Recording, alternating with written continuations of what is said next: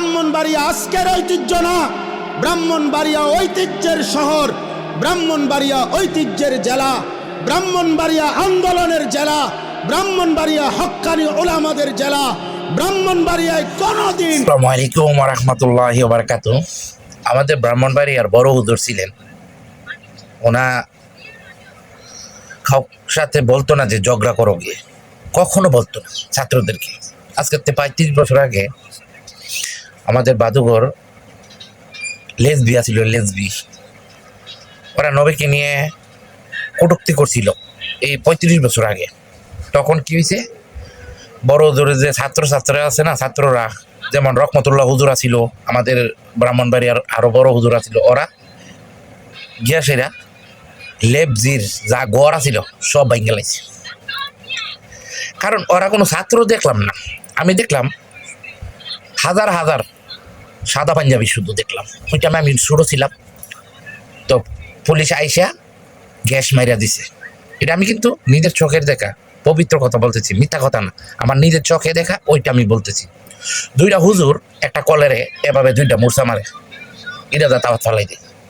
মানে এগুলা কি মানুষ ছিল না ফেরেস্তা ছিল বলতে পারি না।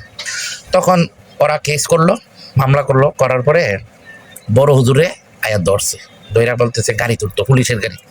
তো বড় হুজুর বলছে ওকে।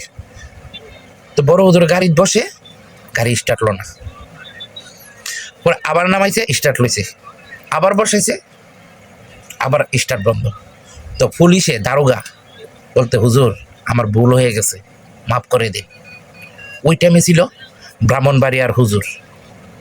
ব্রাহ্মণবাড়িয়াতে এরকম আলেম ছিল, সৎ আলেম, কখনো কোনো কিছু কেউ নিলে জীবনও রাখতো না। যদি বলতো না হুজুর আমি তো নিয়ত করে লাইছি, তখন সে নিবে, বলতে আহা এ কামটা করো না, নিয়ত করো না, আগে তোমার বাবা মা আছে হাওয়াইয়া, পারলে বড় বড় আলেমদেরকে বা ফিরে ওদেরকে দান করবা। কিন্তু বাবা মা থাকতে কখনো এই পৃথিবীতে কেউ নেই, বাবা মাকে শান্তি করে এরপর অন্যদেরকে দাও। এটাই শিখাইছিল আমাদের বড় হুজুর সিরাজুল ইসলাম, বুঝছো। যাই হোক, আলহামদুলিল্লাহ ব্রাহ্মণবাড়িতে এমন এমন জিনিস আছে, আর আমি যা বলি পবিত্র কথা বলি, আমার কথাগুলা একদম রাইট, কারণ আমি নিজে বিশ্বাস, আল্লাহকে বিশ্বাস করি, আল্লাহ আমার ডাক কবুল করে আলহামদুলিল্লাহ। তো আপনারাও চেষ্টা করবেন সত্য কথা বলতে, হালাল হাইবার চেষ্টা করবেন, হারাম হাবেন না, কারোর নামে গিফত করবেন না। পৃথিবীতে কেউ থাকার জন্য আসে নাই, চলে যাবে। তাই এই জন্য বলি, 3 বেলা বেশি কেউ খাইতে পারে না। আমি আজকে আপনাদেরকে কথাটা কেন তুলে ধরলাম, আজকাল জমানাটা এমন আসছে, কেউ কারোর উপর ভরসা করে না, করবি কি করে, ছুরি মারে, বায়ে বায়ে ঝগড়া করে, ভাই বোনদেরকে দেখতে পারে না।